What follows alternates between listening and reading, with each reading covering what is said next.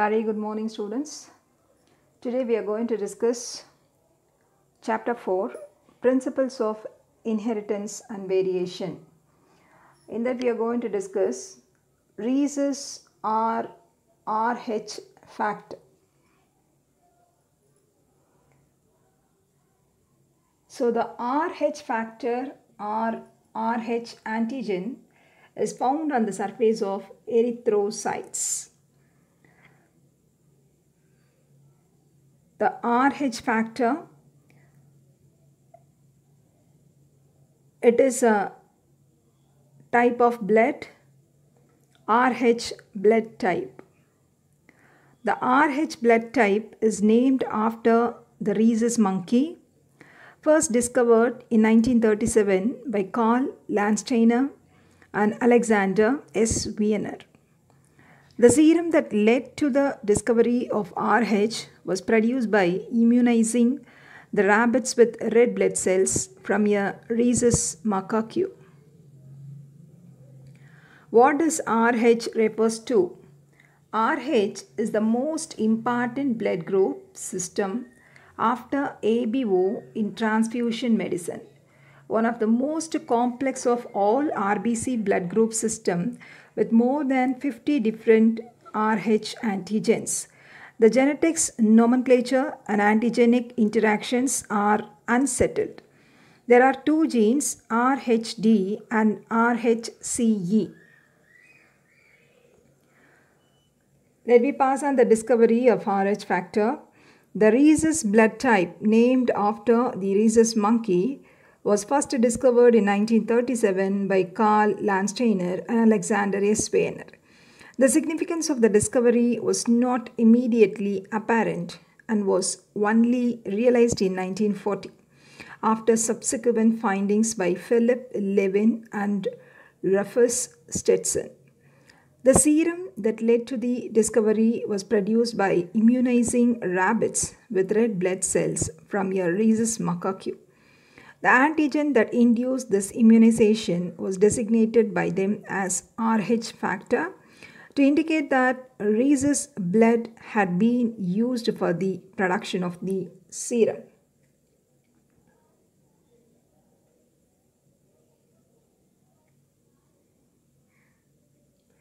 The term RH factor refers to immunogenic D antigen of the RH blood group system. An individual having D antigen are RH D positive and those without D antigen are RH D negative.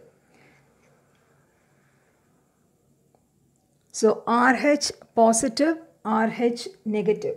What is RH positive?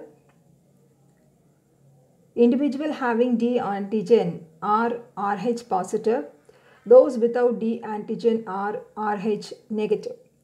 Rhesus factor in the blood is inherited as a dominant trait.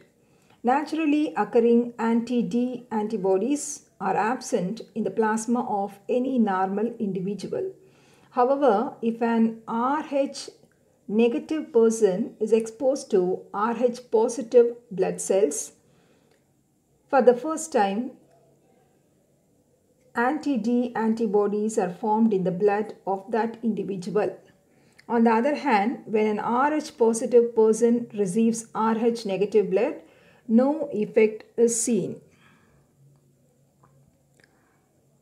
So, individual either have or do not have the rhesus factor or RHD antigen on the surface of their red blood cells.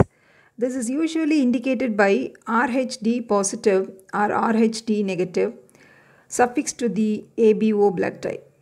The rhesus system is named after the rhesus macaque following experiment by Karl Landsteiner and Alexander S. Wiener.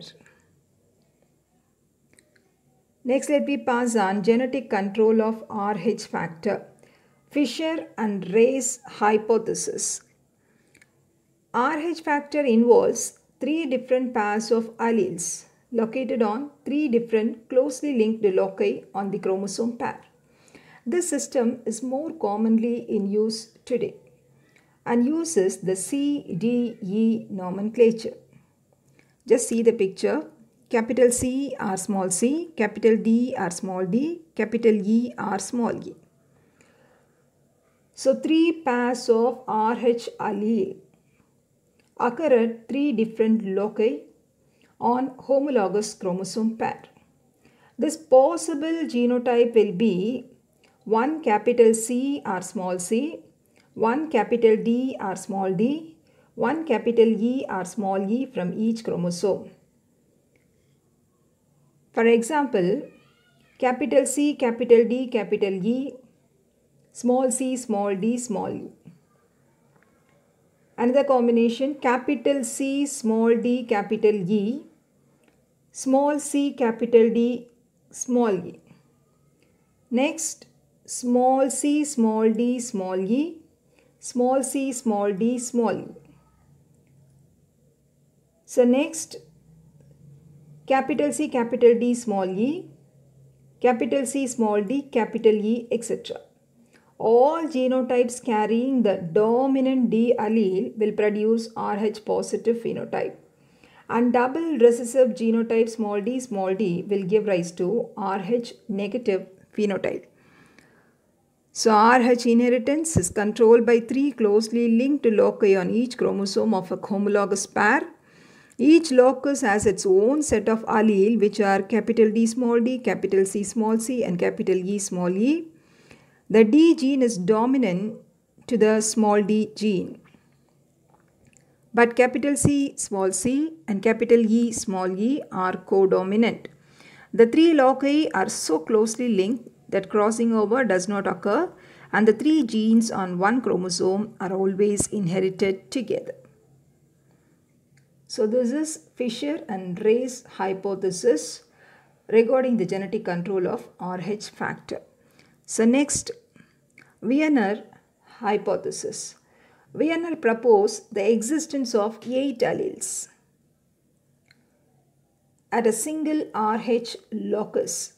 All genotype carrying a dominant capital R allele will produce Rh positive phenotype, and double recessive genotype will give rise to Rh negative phenotype.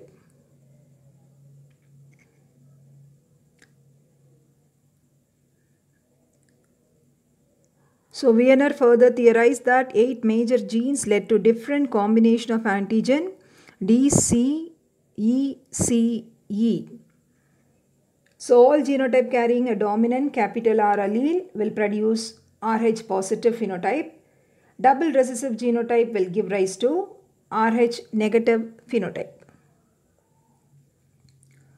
Next, incompatibility of Rh factor, erythroblastosis fetalis. Rh incompatibility has great significance in childbirth. If a woman is Rh negative and the man is Rh positive, now the fetus may be Rh positive, having inherited the factor from the father. The Rh negative mother becomes sensitized by carrying Rh positive fetus within her body.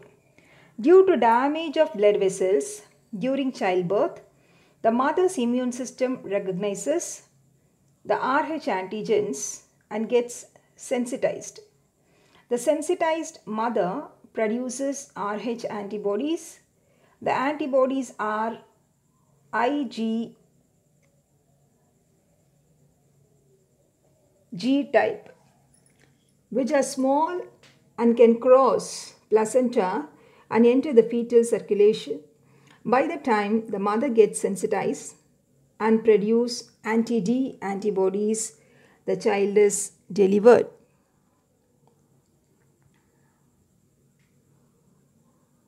Rh incompatibility does not affect person's health condition, but it can raise the problem during pregnancy.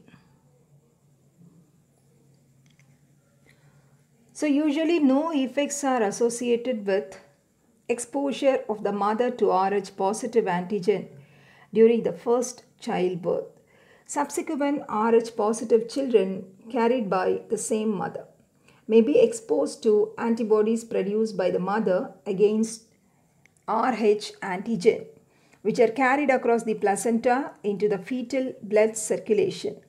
This causes hemolysis of fetal RBCs, resulting in hemolytic jaundice and anemia. This condition is known as erythroblastosis fetalis or hemolytic disease of the newborn, HDN.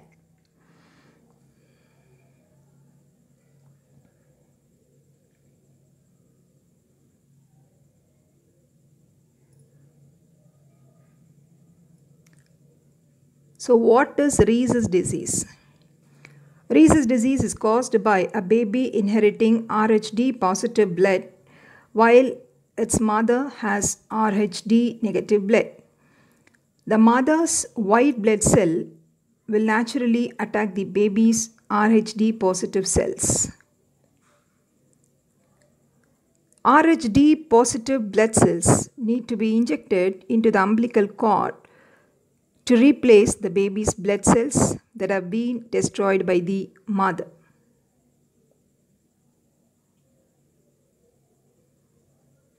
So this is Rh disease,